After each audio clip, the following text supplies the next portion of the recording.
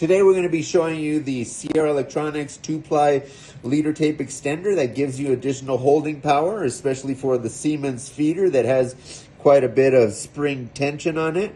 We will place this leader tape extender right into the feeder cover tape onto the bottom, and we will press down.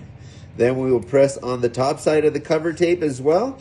And then we will peel back a little bit of the cover tape to be able to put it in the feeder itself. We will just thread that right underneath there, the guide, to be able to pull it through.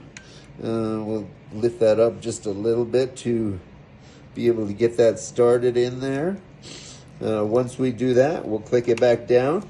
Pull the leader tape extender over the guide right here. Then we will place the leader tape extender right behind that other guide right there. Put it on the track right in here.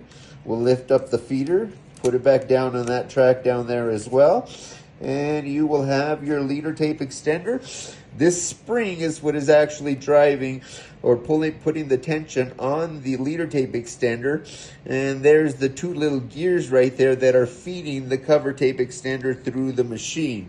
There's quite a bit of tension on here. So the Two-Ply give you additional holding power to be able to run through your machine. You'll never have a pop-off. Zero defects when you're using the Two-Ply. There is a lot of tension on there.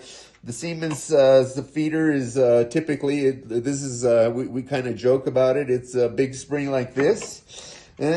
Everybody else has a little spring like this. So you have a lot of tension on there. The Two-Ply work really well for the ASM feeders. They give you double the holding power. Thank you very much.